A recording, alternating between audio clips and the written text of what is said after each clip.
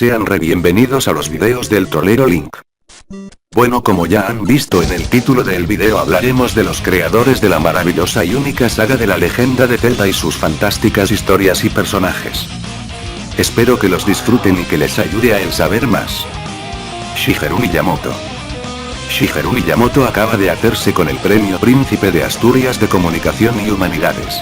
Un premio sobradamente merecido por todas las aportaciones que el señor Miyamoto ha realizado para el mundo del videojuego y, por qué no decirlo, para el mundo del entretenimiento en general. No obstante, puede que muchos de vosotros conozcáis a Miyamoto por su apellido y por Mario Bros, pero por poco más. Desde Va de Juegos, os hemos preparado este especial en el que demostraremos que el trasfondo y aportaciones de este genio van mucho más allá de un fontanero italiano con bigote. Empezamos. Orígenes. Miyamoto nació en el pueblo japonés de Sonobe, Kioto, el 16 de noviembre de 1952. Desde una temprana edad manifestó su interés por dibujar y pintar, inspirándose en ciertas películas animadas de Walt Disney. Además, también acostumbraba a explorar los alrededores de su hogar, en donde se encontraban bosques, cuevas y lagos. Parte de su trabajo posterior estaría fuertemente influenciada por las experiencias que vivió durante su infancia en ese pueblo. Según declaraciones de Miyamoto, durante una de dichas expediciones, encontró una cueva, y tras días de indecisión, entró a ella.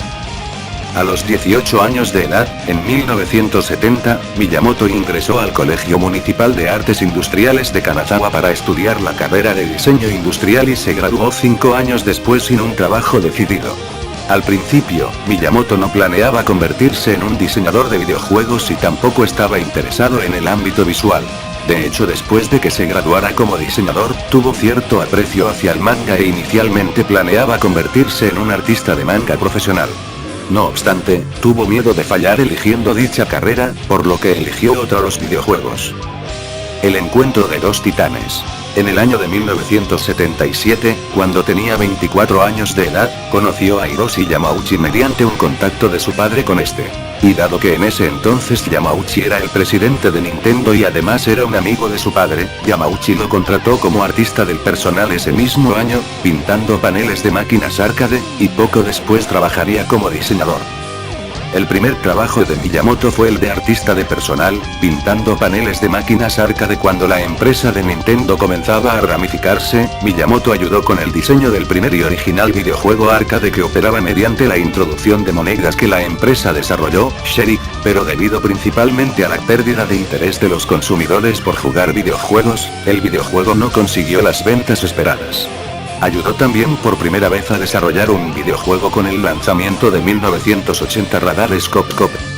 El juego logró un éxito moderado en Japón, pero por 1981 los esfuerzos de Nintendo para introducirse en el mercado de videojuegos de Norteamérica se habían convertido en un completo fracaso, dejando a la empresa con un gran número de unidades sin vender y llevándola al borde de un colapso financiero.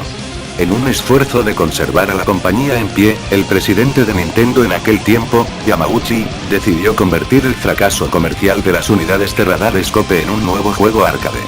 Yamauchi le dio la tarea de tal conversión a Miyamoto, con el ingeniero principal de Nintendo, Gunpei Yokoi, a la cabeza de la supervisión del proyecto.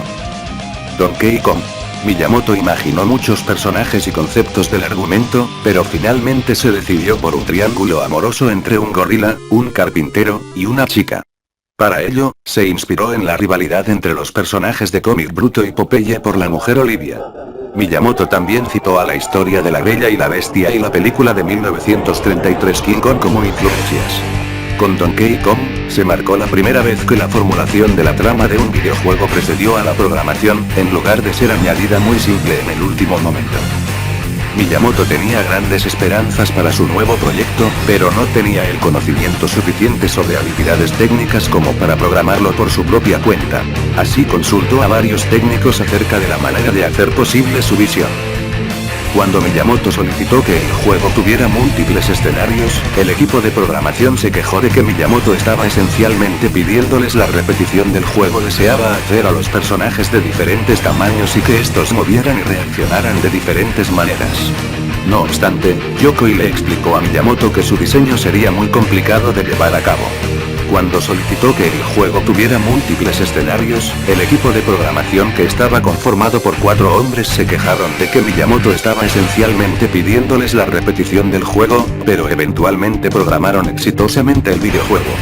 Tras el envío del juego a Nintendo of America para examinarlo, el administrador de ventas se quejó del producto por ser muy diferente de los videojuegos de laberinto y de disparos, muy comunes en aquella época. Cuando el personal americano comenzó a colocarles nombres a los personajes, decidieron llamar Pauline a la mujer en peligro de la historia, después de Polly James, la esposa del director del almacén de Nintendo en Redmond, Washington, Don James.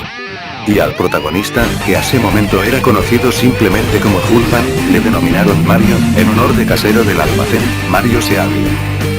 Los nombres de los personajes fueron impresos en el arte del Gabinete de América y fueron utilizados para fines promocionales. Asimismo, los miembros del personal también presionaron por un título en inglés, por lo que el videojuego recibió el nombre de Donkey Kong. Donkey Kong fue un completo éxito pues para 1982, ya se habían vendido 60.000 unidades y recaudado 180 millones de dólares. Tal éxito llevó a Miyamoto a trabajar y desarrollar secuelas del videojuego, las cuales fueron Donkey Kong Jr. 1982 y Donkey Kong 3, 1983. También, su éxito le valió el trabajo como diseñador en otros títulos de Nintendo, como The Beer World, o Ex-Tite, estos dos últimos en 1984. Y llegaron Mario y Zelda. En su siguiente videojuego, Miyamoto se basó en el personaje héroe de Donkey Kong, Mario, al que le dio un hermano, Luigi. Hablamos, cómo no, de Mario Bros. La aparición de Mario en Donkey Kong le permitió cambiar aspectos del juego para hacer que Mario luciera como un fontanero, en vez de un carpintero. 29 Miyamoto consideró que la ciudad de Nueva York serviría como el mejor escenario para el juego, con su red subterránea de tuberías de aguas residuales tipo laberinto. El modo multijugador y otros aspectos del estilo de juego fueron, parcialmente, inspirados por un videojuego reciente en esos años titulado Host. Finalmente, se sabe que fue Yokio el que convenció a Miyamoto para otorgarle poderes a Mario, como la habilidad de caer desde grandes alturas sin sufrir daño alguno. Miyamoto tomó un nuevo trayecto al usar el sistema de juego no lineal para The Legend of Zelda para el año de 1985, tras la publicación de Mario Bros. Y el lanzamiento de la primera consola casera de Nintendo, la NES, Miyamoto se involucró en varios desarrollos de diversos videojuegos para esta última, entre los cuales se incluyen Ice Climber Kid Icarus, así como Super Mario Bros., la adaptación para la NES del Mario Bros. Original. No obstante, Miyamoto tomó un nuevo trayecto al usar el sistema de juego no lineal para The Legend of Zelda, el siguiente videojuego que desarrolló y que forzaba al jugador a decidir su camino a través de acertijos. Con The Legend of Zelda, Miyamoto buscaba la manera de crear un mundo dentro de un juego, en el cual los jugadores pudieran identificarse, un jardín en miniatura donde ellos pudieran hacer lo que quisieran, como si fuera un cajón de juegos. Principalmente se inspiró en las experiencias que tuvo de niño en los alrededores de Kioto, donde exploró campos cercanos, bosques, y cuevas. Cada título de Zelda alberga esta sensación de exploración. Miyamoto quería centrar Zelda en la jugabilidad misma, y no en el reto de que el usuario consiguiera las más altas puntuaciones. Como dato curioso, decir que Miyamoto también recreó en los laberintos de Zelda sus memorias de sentirse en el hogar de su familia, al cual, según cuenta nuestro protagonista, contaba con tantas puertas que podías perderte en él. Miyamoto quería centrar su juego en la jugabilidad misma, y no en el reto de que el usuario consiguiera las más altas puntuaciones, algo muy común en la época. Las secuelas. Posteriormente, Miyamoto trabajó en secuelas de Super Mario Bros. Y The Legend of Zelda. Super Mario Bros. 2, conocido como Super Mario Bros. The Lost Levels fuera de Japón, volvió a utilizar elementos de Super Mario Bros. Aunque este último es considerado más difícil que su predecesor. Debido a la dificultad percibida, el juego no se lanzó en el territorio norteamericano sino hasta mucho después. En su lugar, el videojuego Yume KJ Doki Doki Panic se rehizo y se le puso el nombre de Super Mario Bros. 2 en el mercado occidental. Zelda II The Adventure of Link tiene poco parecido con el primer juego de la serie. Por su parte, Zelda II The Adventure of Link tiene poco parecido con el primer juego de la serie y que contiene áreas de desplazamiento lateral con un gran mapa del mundo, hecho que reemplazó la vista de pájaro de la entrega anterior. También incorpora un sistema de combate estratégico y más elementos RPG, incluyendo un sistema de puntos de experiencia, hechizos mágicos, y más interacción con personajes no jugables. Finalmente, a las puertas del lanzamiento de Super Nintendo, Miyamoto lanzó Super Mario Bros. 3, el último Mario Bros. Dirigido directamente por él. Super Nintendo. Llegamos ya al lanzamiento de Super Nintendo, destacando el desarrollo de F-Zero, producido por Miyamoto, que llevaba las capacidades gráficas de la consola hasta sus límites, con una presentación cuasi 3D. F-Zero fue uno de los títulos de lanzamiento de la Super Nintendo Entertainment, si bien Miyamoto trabajó en otros diversos videojuegos de dicho sistema. Uno de los que cabe destacar fue Star Fox. Para este proyecto, Miyamoto, con la ayuda del programador Hetsan, convenció a Nintendo para que desarrollaran un chip denominado Super FX, que vendría incluido en el cartucho, y que conseguiría que el juego mostrara unos 3D cuasi reales, para el asombro de los jugadores de la época. Otro título a destacar de la época de Super Nintendo fue Super Mario RPG Legend of the Seven Stars, que fue desarrollado junto a Square Enix, si bien Miyamoto se limitaría a las labores de producción, al igual que con Super Mario World y Super Mario Kart. Super Mario 64. Con Nintendo 64, Miyamoto destacó con la dirección de dos obras maestras. En primer lugar, destacamos Super Mario 64, primer título en el que podemos ver a Mario en un entorno completamente en 3D y con cámara libre.